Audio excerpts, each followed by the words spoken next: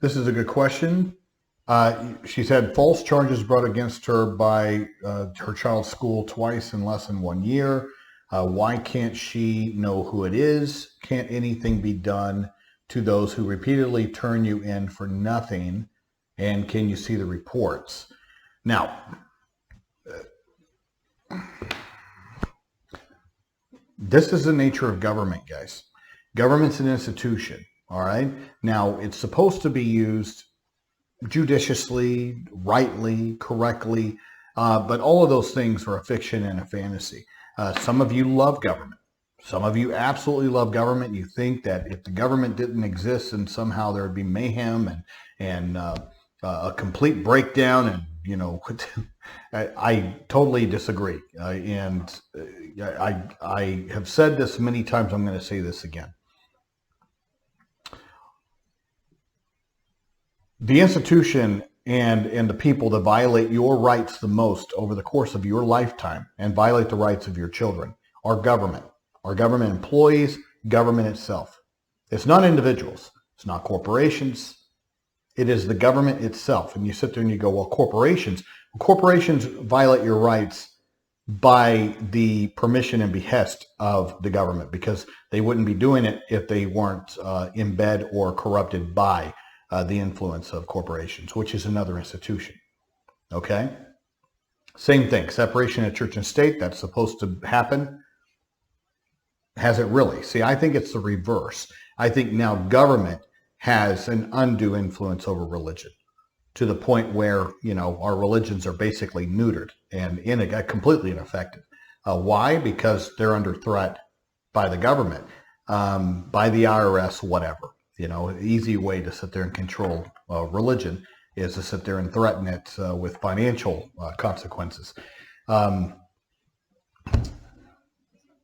So here we go back to the center point that if you have a government institution that either through its employees or the government itself, which of course, they're both interconnected, that's who violates your rights. That's who violates the rights of your children, primarily, predominantly, overwhelmingly comparative to, let's say, normal citizens or anybody else.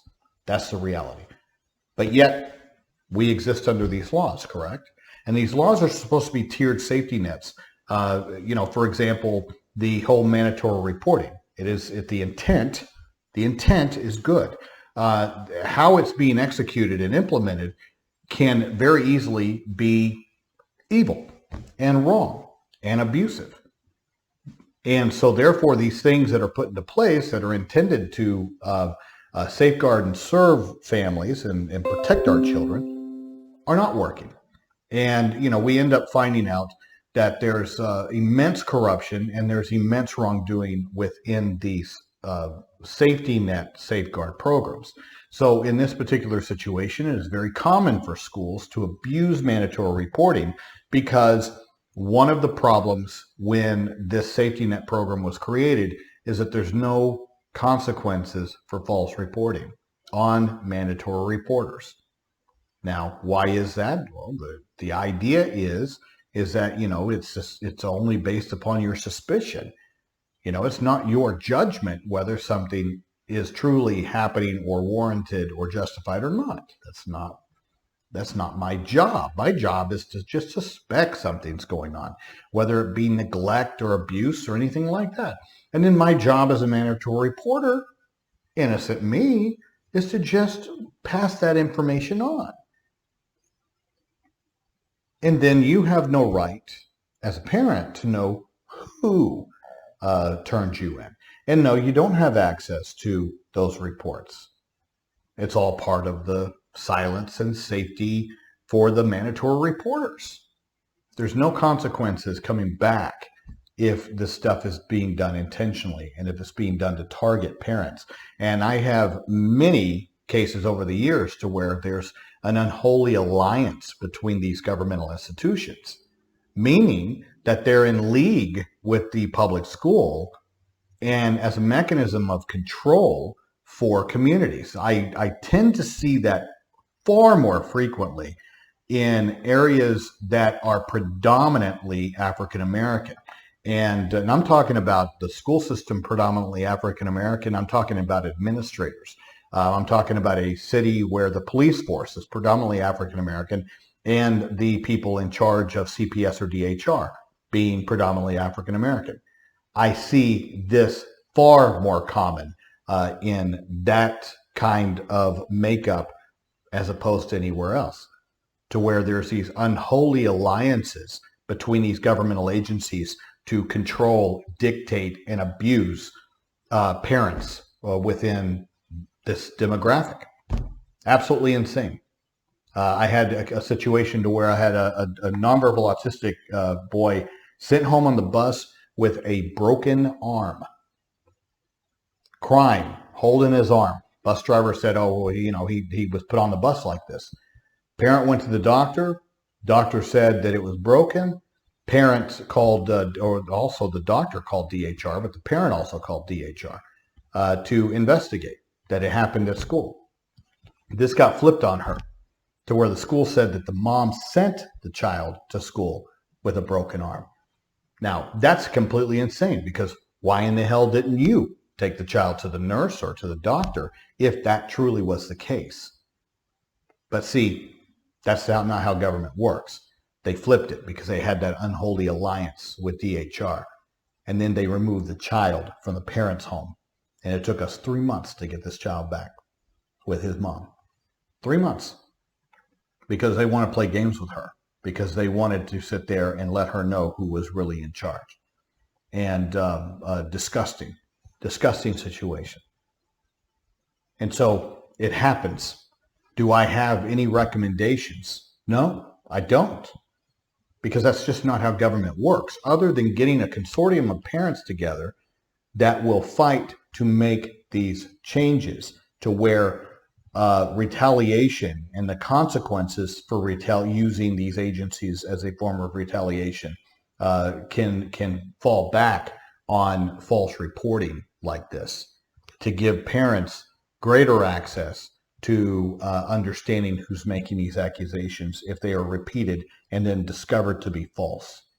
Because repeated reports that turn out to have no merit and false, there should be, let's say, a 3 strikes rule, to where if this thing is being done consistently in the same vein by the same group of people, then at that point, yes, I think it should fall back to where it now looks like retaliatory action, and there should be consequences.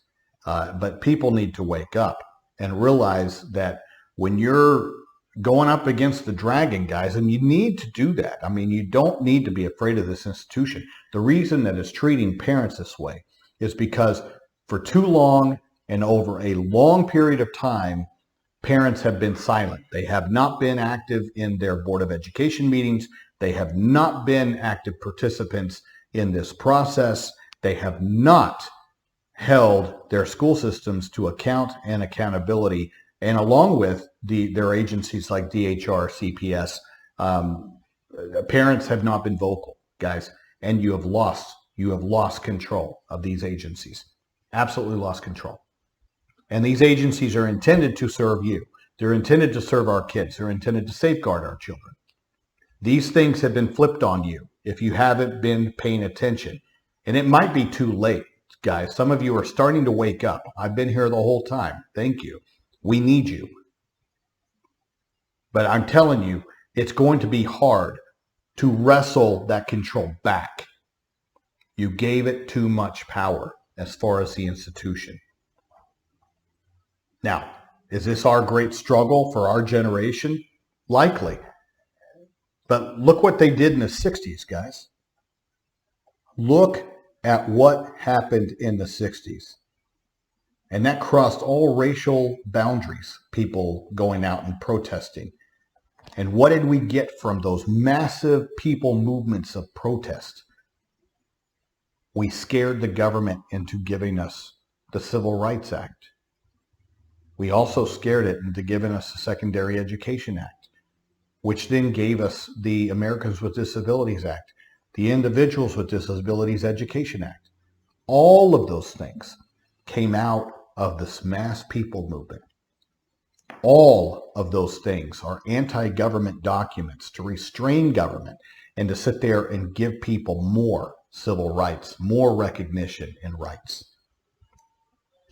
And that's the only way that you can sit there and win in this world against government, is people movements.